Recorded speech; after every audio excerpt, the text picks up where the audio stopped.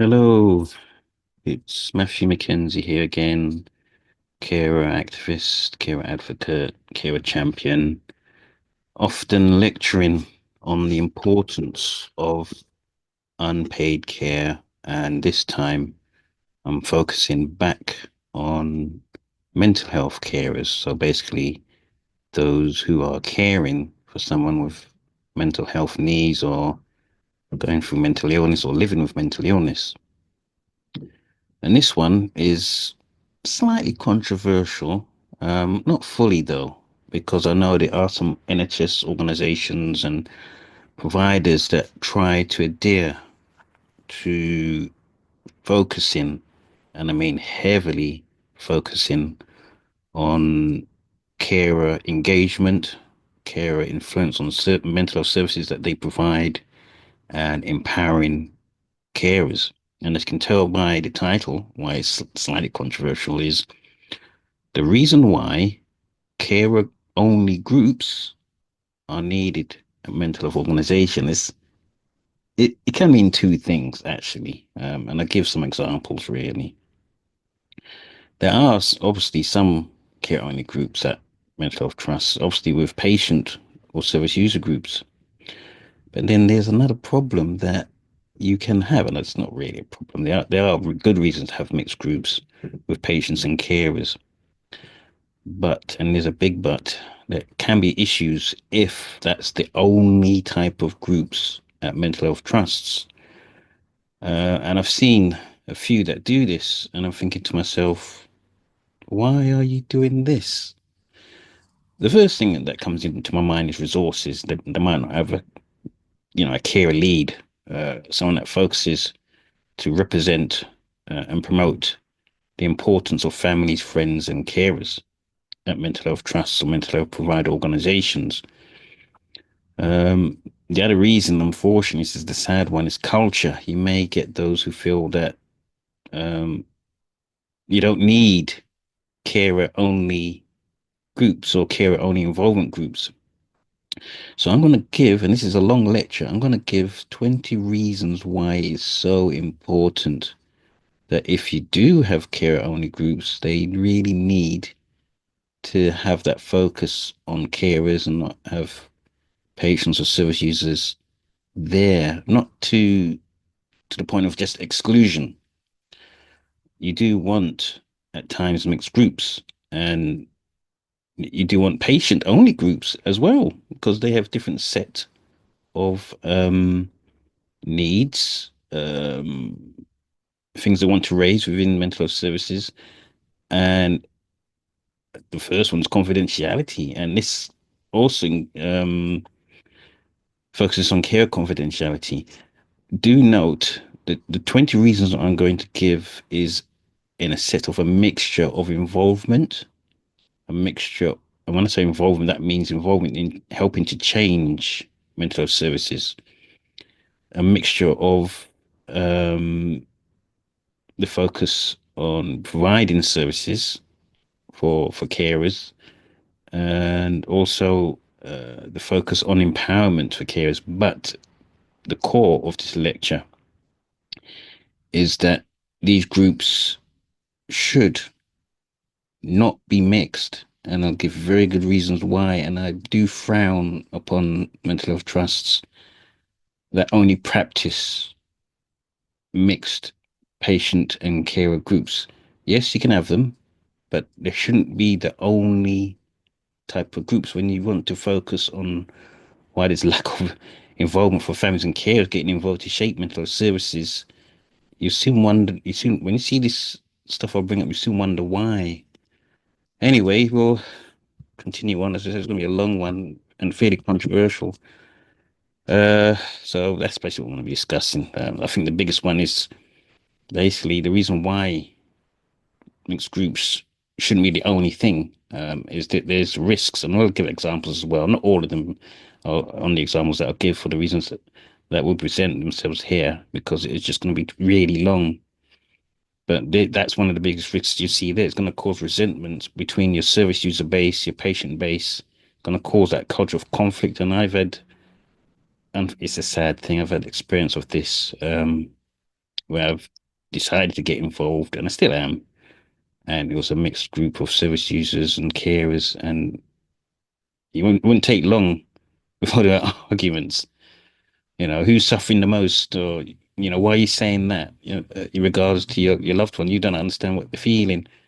And if you get culture at that, your local mental health trust, then carers are going to think twice, and they're not going to want to be involved. And the ones that do will have to be thick-skinned.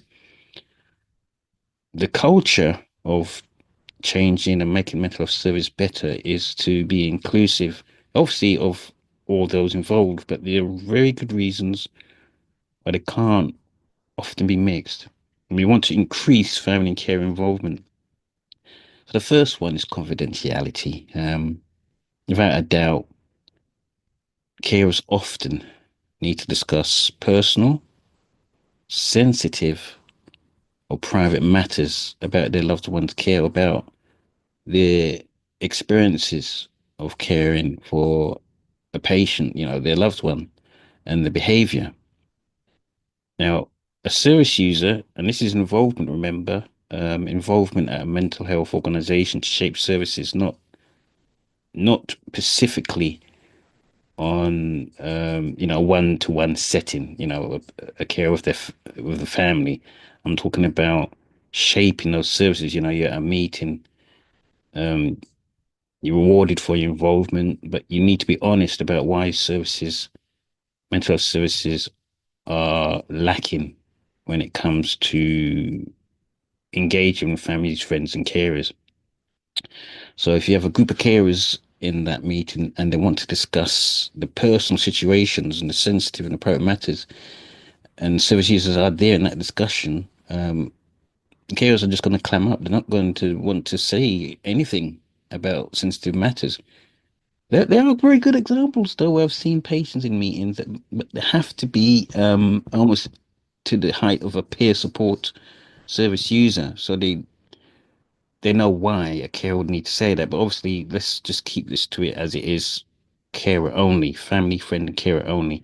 And the thing is, there's going to be things that are going to be discussed at that involvement meeting where they want those discussions to remain confidential and they don't want to be stigmatized by what they're going to say. Because once a patient or service user starts to lash out at a carer saying, well, why are you saying such things about those going through mental illness? The carer will just climb up and they feel that their role as a carer is diminished. So here's some examples. They want a carer would want to say, "Listen, this is confidential. I'm going to say." They're going to say how they're going to handle their behavior, the mental health patients or loved ones' behavior when it comes to crisis. Now, when they're saying these things at an involvement group or at a care event, if they say that and the service users there, it could, not always, but it could be upsetting or harmful if the patients were present. And it doesn't have to be the patient of the care that the person's caring for. It could be a completely different patient or service user, but this could start triggers. So that's the first one. If a carer or several carers start talking about how they handle challenging behaviors and crisis, and the patient services were there, they might not say anything, but might get upset and they feel it's harmful and they feel guilty, and it starts to snowball. Next one is how, and what carers would say regarding medication and treatment concerns. The risk is service users they disagree. They could. They could say, "Well, what are you talking about? That medication works. It's worked with me. You don't know what you're talking about. You're not being through the mental health situation, so you shouldn't be talking about such things." And therefore, carers present um, might sort of not want to be vocal about medication or treatment concerns. Do take note, this is a warning as well. We can't always adhere to labels because I have encountered carers who are patients and patients who are carers. But the majority of the time, we do have to stick to labels because the role and the world of a mental health carer is certainly specific. It's vast, it's complex, but it's specific to that specific role. Yeah, you will get a mixture, but in this case, we will stick to those labels for very good reasons. I do hope if professionals watching this video or reading through the blog, they understand and they can't just have the mixed only groups and expect carers to help shape services. Let's continue on. Impact on the care. This is a big one. So a carer will literally say how their role in caring for their loved one, with the patient or service user, impacts on their life. Now, if the relatives was there, highly unlikely, but there are situations that I've seen at mental health trusts where the loved one's there, and I don't think a carer would say those things, not straight in a group setting. But if there's another service user or patient in that mixed group, I'm not saying all of them would do it, but there's a risk. It could strain the carer patient relationship, or it could strain the group of carers and the group of patients, because they're hearing things on how the patient or service user impacts on a carer's life. And I will give specific examples for this, very good reasons, where a mental professional, if they saw this, would think, okay, I think I'll start looking into carer only groups as well. So that's number one out of 20. This is confidentiality, and there's such a thing as carer's confidentiality. I think there needs to be a lot of training at mental health trusts regarding carer's confidentiality. Let's continue on. You have to excuse me because as I was writing up some of the slides, some of the things I had to squeeze in, but at least you get an idea what I'm going to talk about next. So, safe space for honest expression. You know, it's just common sense, really. And what do I mean by that? Carers, especially those on involvement to shape services, require a safe environment to express their frustrations, which they will have, worries, which they will have, and challenges without the fear of causing distress to a patient or service user present. And if they hear or see a patient in that room, they're not going to want to express their frustrations. They're not, because they don't want to upset those with mental health lived experience in the room. They're not going to want to do it. So if they're not going to do it, and you've got maybe 3 events that year, you're gonna really not gonna hear those stories. You're gonna miss out, and you want to really improve mental health services for families, friends, and carers. Some might say it, and they might not realize that a patient is in that room, and then you're gonna get again triggers for the patient who's gonna be embarrassed, upset, and there's gonna be conflict and all sorts of. It's the culture of the mental health trust that is at risk. Reducing emotional distress for patients. So, hearing, a group of carers discuss their struggles or concern, I've mentioned before, could cause guilt, anxiety, or other negative emotions for patients in that room. So you want to reduce that emotional distress for patients. Obviously, if you're a mental health provider, it doesn't make sense that you want to increase emotional distress for patients. That includes providing services and involvement on changing services. We don't want to increase it. We want to reduce it. Sometimes in a mixed group settings, it can't be done. And I can agree there are good reasons for mixed group settings, but I'm not discussing that at present. I'm discussing the focus on why it's so important to have the carer only group settings for involvement in shaping mental health services. Let's continue. The inhibition situation, avoiding inhibition. So carers may feel uncomfortable discussing certain issues such as patient's behavior or the personal boundaries in the presence of patients. And we're going to get into some examples here with difficulty managing their loved one's behavior. So this is an example. A carer will say, I feel scared when they have outbursts of anger, and I don't know how to de-escalate the situation. So what's the risk? If you've got a service user or patients helping on involvement, to change service or education on the care situation, they're going to be embarrassed hearing that. and they're going to be very, they may not all the time. Sometimes you've got ones that are, level-headed, but there's the risks is there. Someone get defensive. How dare you see us that way? You see that? And I have to apologize. I'm not going to give examples of every of the 20 things I'm going to come up with here. It's going to take too long. Another thing is when it comes to the inhibition situation, avoiding inhibition when carers are going to discuss in uncomfortable situations, is carers will want to practice setting boundaries because obviously they will say, I find it hard to say no when my loved one demand my attention, late at night, and it's really affecting my sleep and my health. What's the risk of that? Well, again, this is going to be, they're going to feel guilty if a service user is in that room hearing that. And often is balancing caregiving and other responsibilities. Again, a carer will say in that room, when asked, how do you balance your caregiving situation and other responsibilities? How can the services we provide help you in regards to this? So a carer may say, look, I feel like I'm neglecting my other children or my partner or whoever because all my energy goes into caring for the patient, the service user, my loved one.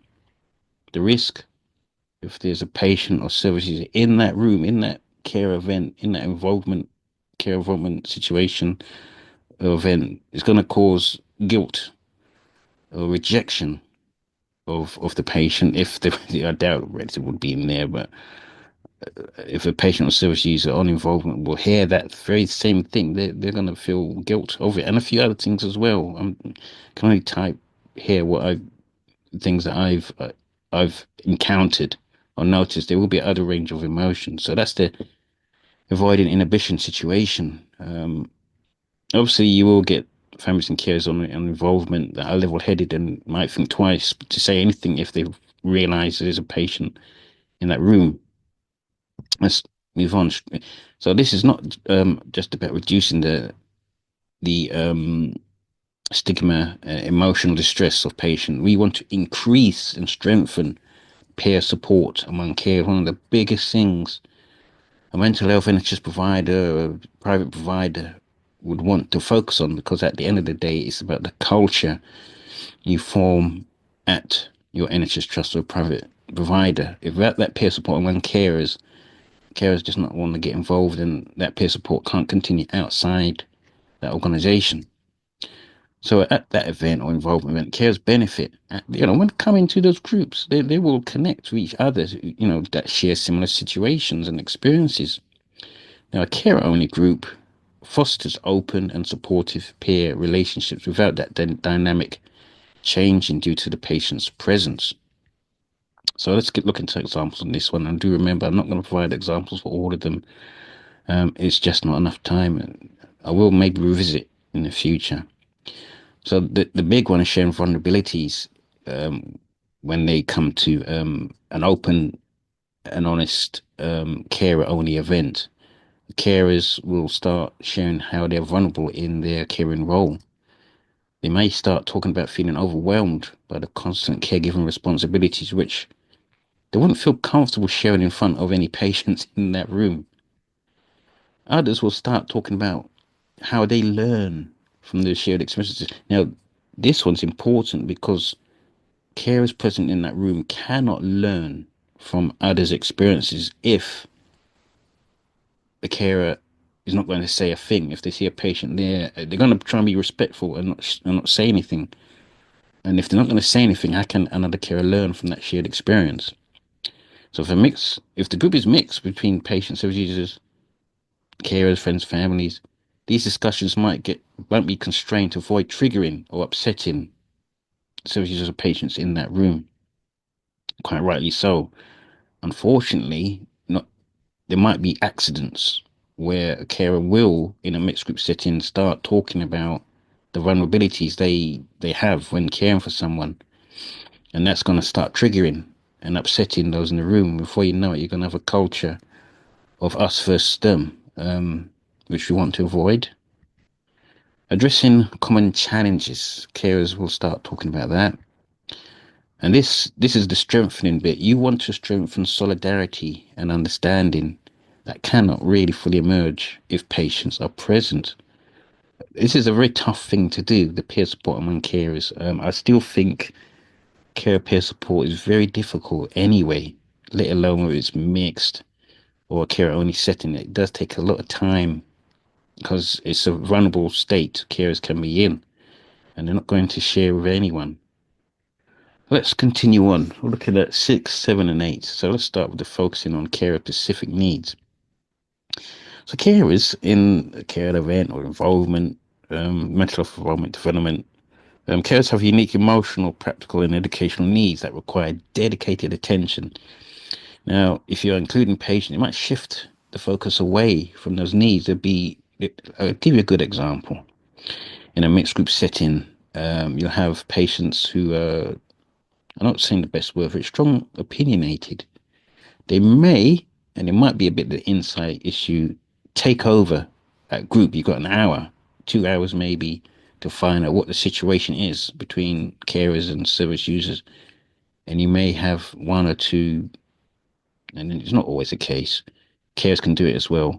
They may take over that meeting and talk about their own specific issues. And there's not enough time. So the carers will just sit there trying to be respectable and not butt in and not talk about their own emotional needs, they think the mental health service is failing on, practical needs, what they think the mental health service is failing on, educational needs, what they think the service is not providing much on.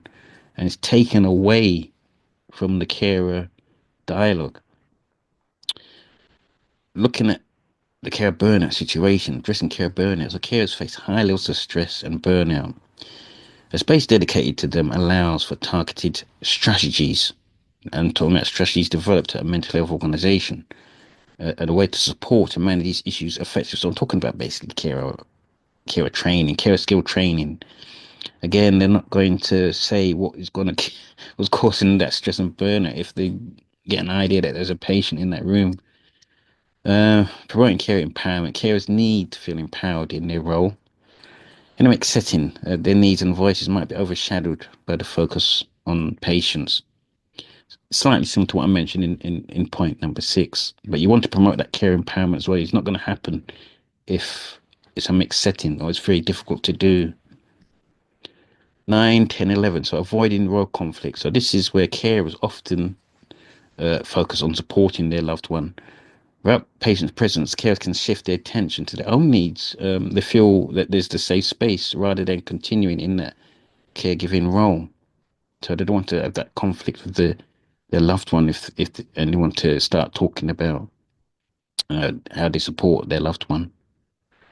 This is tricky, number 10, because with care focused groups that allow for training sessions on topics like setting back where you can't set boundaries if patients are there querying what those boundaries are, the caregiving stress, navigating mental health systems without any distractions. Mixed settings, you're going to get that distractions. People will query it. Well, patients might, excuse me, might query it. This is number 11. I've encountered this a lot, which is a sad thing, really.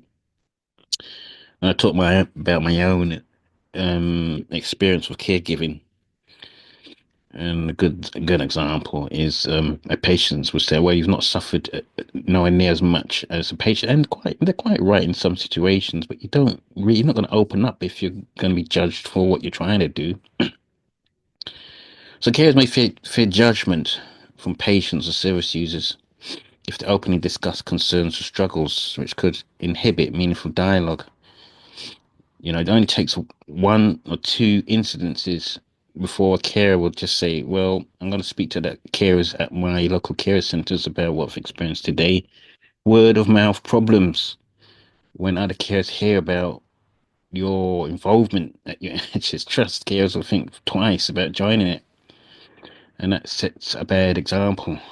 Um, this deserves a lecture in itself. The stigma-inducing judgmental situation.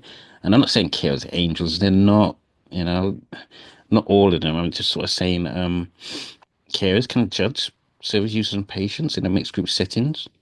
But as you know, what I'm known for is raising the awareness on care empowerment. And there is the risk of stigma when carers want to discuss the challenges they face in their caring role in order to help improve mental health services. But as if a patient has a bad example, well, a bad experience of being in a dysfunctional family setting, they may take that time to lash out at that carer, and before you know it, it's not only just the stigma, you get that trauma as well. Um, right, this is where I'm going to give some examples here for preventing resentment when it comes to family and care involvement, engagement events, involvement events, meetings to improve mental health services aimed at families, friends, and carers. So carers may harbour frustrations about the caregiving role or may feel overwhelmed. Patient-free space allows these feelings to be expressed without risk of harming or harm to the patient relationship. Not to say that there's going to be different patient service users in there, so the carer might not want to, they might not be that interested in that relationship. But, and this is a big but, they may still want to hear or do involvement with patients and service users on another matter. And there are reasons, and very good reasons, why a carer may not want to talk about their frustrations in that caregiving role because other service users or patients there um, will feel resentment. That's the title: preventing resentment to carers or care on involvement or at an event. Let's look at some examples. Resentment towards the caregiving role. The carer will say, I feel I've lost my identity because all the time is spent on caring for them. Um, Number two, feeling undervalued or unsupported.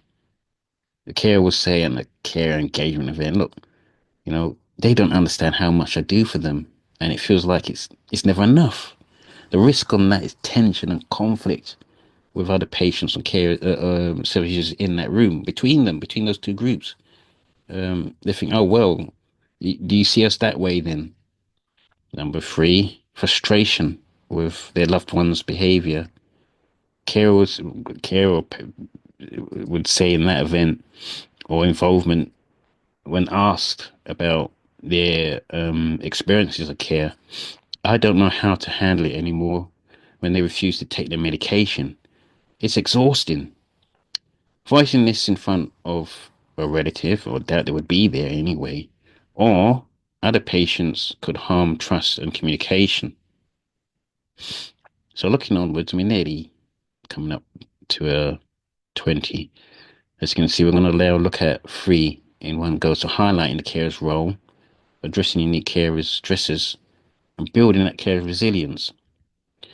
So carers who come to these involvement groups often feel overlooked and undervalued in mental health care.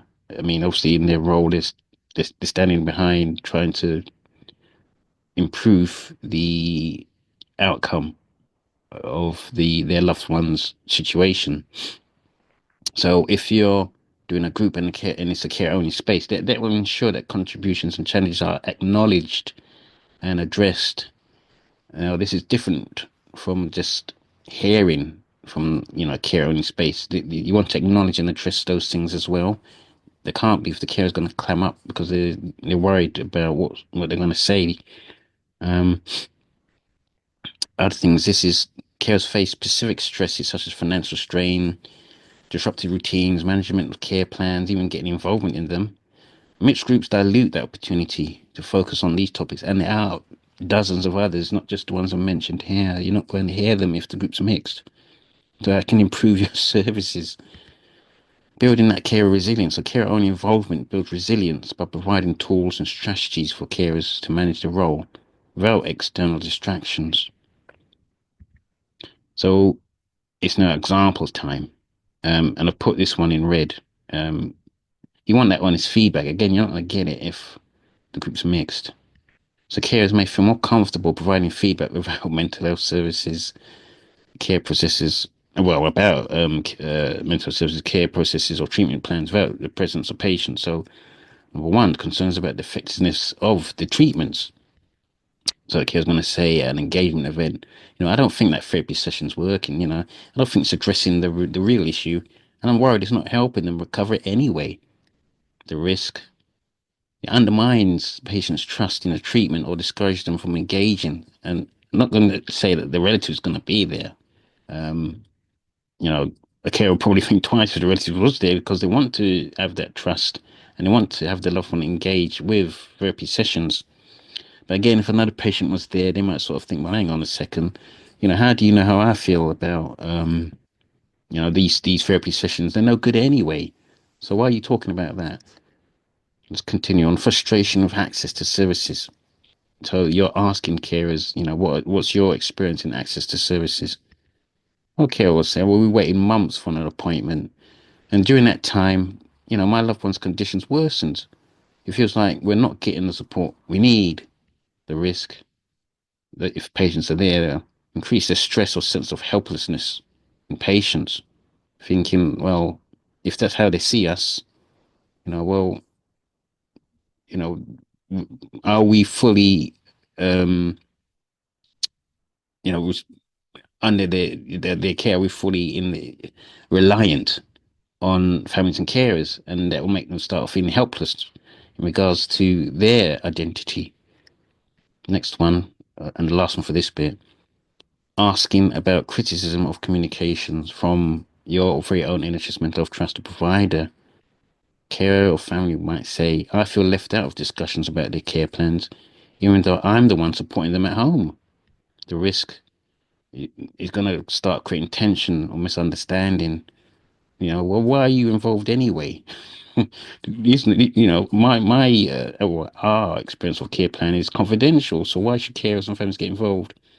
And when a carer hears that, they're going to clam up and think, oh, well, maybe I'll better not talk about these types of things.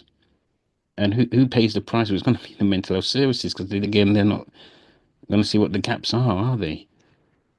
And let's continue. Last lot. And being a bit lazy here because I've just squashed all the stuff I can think about regarding the reasons for carer only involvement or events. So we're looking at these last four. So avoiding emotional triggers. Hearing certain discussions in mixed group could trigger negative emotions or stress for both carers and patients, making the environment less productive. Remember, you only get a certain amount of time to hear what the situations are, whether it's the carer only group or patient only group. Maintaining focus on care well-being. So carers need that dedicated, and again, it's about that time. You're going to a certain amount of time to find out what's going on. To focus on their physical, mental, and emotional well-being, which might be overshadowed by the patient-related discussions. This one's a big one, the balance of power dynamics. So carers often have caregiving roles in relationship with the patients. A carer-only group allows them to step out of this dynamic and focus on their own identity and needs. So this one deserves its own lecture because there is a tug of power dynamics on involvement as well. Who's got the most say? Who's got the most influence? How can policies adhere or strategies adhere to patient and carer involvement? And a lot of it is about power. One of the biggest impacts, not only on mental health but in psychology. Who makes the decisions at the end of the day? We want to balance this all out on involvement and also in provisional services between the carer and the loved one. And the last one, upholding the purpose of that group. So care involvement is specifically designed really to support and empower carers. So if you start including patients, it's going to shift the focus. Again, I've repeated this quite a few times in this lecture. It's going to shift the focus, potentially undermining the group's intent and effectiveness. And don't get me wrong, you will have again those who are carers and maybe patients themselves. I'm not going to go into the reasons why that might be. It's just one of those things, and you might have to be aware of that. But those are some of the reasons. There are many more of not giving it that much justice as to why there should be settings for carer-only groups, and not just, I've literally frowned. I'm hearing from organisations that are trying to care that don't have carer-only groups and they don't have carer-only involvement events and groups to shape and focus on care services. I'm thinking, well, yeah, okay, yeah, have your mixed group, no problem with that. I can see why you need it, but there must be that focus on hearing what the situation is when it comes to family, friends, and carers. Without that, you're not going to know, and your services are not going to adapt or change, which we want, really, in the end. We all want to work together. Anyway, slightly controversial, I've got to admit, because I know we don't want to exclude the patient service user voice, but there should be groups for them, obviously. And it don't have to be care group. It don't have to be. They've got their own specific needs and their own patient confidentiality and space for them. But there must again be that focus on families, friends, and carers. It's very important, and I've only really just opened up that discussion. There's a lot more that I've missed out. But anyway, I'd like to say thanks for for dropping by. If you've taken the time to watch this video lecture, I will see if to blog this as well. It is controversial. I've in the past, and it's sad to say this, in my role as a carer, I have been called out and attacked a lot regarding my role. I'm not asked to do it. You're just trying to save your loved ones, um, well-being, and there are strong mental health survivors. There are strong, respectful mental health survivors who have the insight of both the carer's role and the patient's role. And I notice a lot of them tend to be heavily peer supporters, but unfortunately, you will get those who've come from a very hard, unlucky situation with families and carers, and I can understand the frustration with when a carer is speaking about their struggles, and they feel that, oh, because the carer is speaking about this situation, it's going to undermine the patient's struggles. I understand it, but at the end of the day, the core the core to everything is mental well-being for all. So there shouldn't be stigma inducing, trauma inducing, power or calling out situations and culture in NHS mental health trust. And even outside that, it still goes on. People attack each other because they feel the carer might have a hidden agenda to push the patient's voice out of it or to undermine it. And this is not the case. It really isn't. So we want mental health well-being for all. That includes staff as well. I'm going to end it there, otherwise I'll waffle on. And I will revisit this again. It's a complex one, this, but it has to be raised. It has to start somewhere. Anyway, see you again soon. If you like what I'm doing, do subscribe.